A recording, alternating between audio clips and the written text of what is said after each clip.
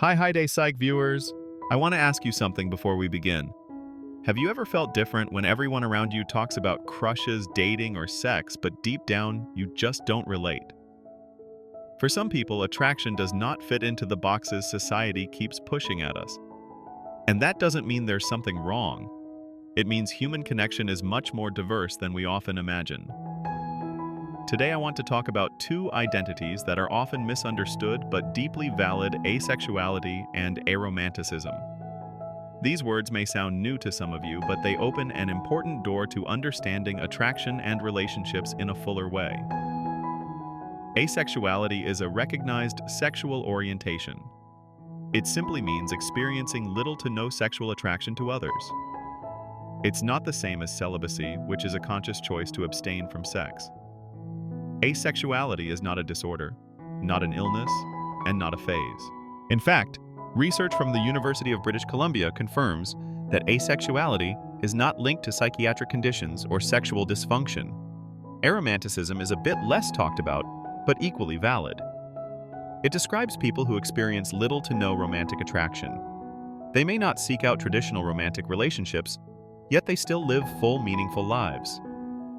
Organizations like ARIA, the Aromantic Spectrum Union for Recognition, Education, and Advocacy, are now gathering studies worldwide to better understand this spectrum. Because yes, both asexuality and aromanticism exist on spectrums. There are micro-labels within these spectrums that help people describe their experiences more precisely. For example, demisexual describes someone who only feels sexual attraction after forming a deep emotional bond. Others may identify as gray romantic, meaning they rarely feel romantic attraction, but might under specific circumstances. These words aren't about putting people into smaller boxes. They're about giving people language to finally describe what they've always known about themselves. Now, one of the biggest misconceptions is that asexuality or aromanticism comes from trauma or dysfunction. I've personally heard people say things like, "You just haven't met the right person yet." At first it sounds harmless, but actually it's dismissive. It implies that someone's entire identity is just a waiting room until they're fixed. But studies prove otherwise. Anthony Bogaerts' large-scale study in 2004 found that about 1% of the population identifies as asexual, and this orientation is stable over time. Prowse and Graham's work in 2007 also confirmed that most people who identify as asexual recognize this part of themselves early in life, not after heartbreak or trauma, but as a consistent truth about who they are. And here's where I want to share something more personal. During lunch one day, my colleague Daniel opened up to me. He told me that he had never felt excited by dating conversations, never felt that rush people describe when they see a crush, and never really understood what others meant when they spoke about sexual chemistry. For years, Daniel thought something was wrong with him. Some people even called him cold or afraid of love. But eventually, after reading about asexuality and aromanticism, Daniel realized this was who he was all along. Daniel told me the hardest part wasn't the absence of desire for romance or sex, it was the lack of understanding from others. Everyone kept telling him, "Don't worry, you'll change when you meet the right person." He laughed softly and said to me, "But Alex, this isn't about meeting the right person. This is just me. And I still want deep friendships. I still want family bonds, and I still want trust. I just don't experience attraction the way most people do." Listening to Daniel changed me. It made me realize that fulfillment doesn't have to look the same for everyone.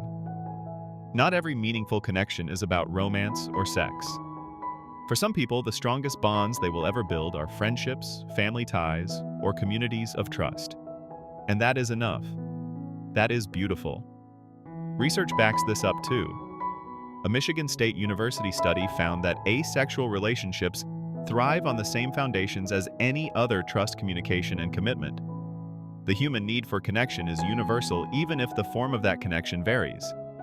But here's the challenge: representation is still limited. A 2023 report showed that less than 2% of LGBTQ+ characters in mainstream media were portrayed as asexual or aromantic. And yet 39% of people surveyed said they wanted to see more characters who reflect these identities. Positive representation matters. When shows like BoJack Horseman introduced Todd Chavez as an openly asexual character, many in the community finally felt visible for the first time. Representation tells people you exist, you're valid, and you're not alone. And here's something I've learned. It's okay if you don't fully understand what it means to be asexual or aromantic. You don't have to get it 100% to offer respect. What matters most is listening, validating, and not reducing someone's identity to a problem to be solved. Because identity is not a puzzle to fix. It's a truth to honor. So let me leave you with this. The next time you hear someone say they're asexual or aromantic, resist the urge to think they just haven't met the right person. Instead, try saying, "I respect that. Thank you for trusting me with your story." Because that respect, even if you don't fully understand, can make all the difference in how someone feels accepted in this world. Understanding asexuality and aromanticism doesn't only expand our knowledge, it deepens our compassion. It reminds us that love, attraction, and connection are far more diverse than we've been taught. And maybe that's the point. Life is richer when we stop expecting everyone to fit the same script. So let's keep learning, respecting, and supporting each other's unique journeys. Because at the end of the day, everyone deserves to feel valid in who they are. Stay curious, Hi Day Psych viewers. And in the next video, I'll share how you can support a loved one who identifies as asexual or aromantic. See you soon.